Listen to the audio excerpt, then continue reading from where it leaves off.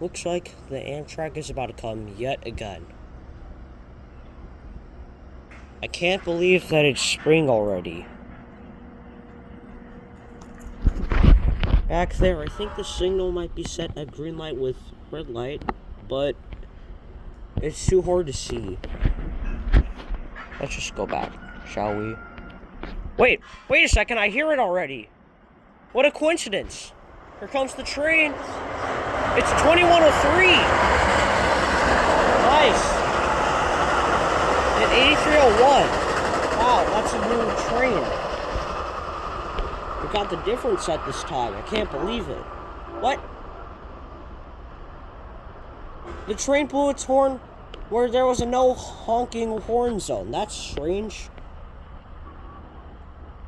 I can't believe that this actually happened. Let's watch it from here.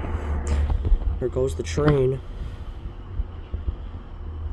Again, I guess winter is already over, and now we're already in spring. Well, there goes the train.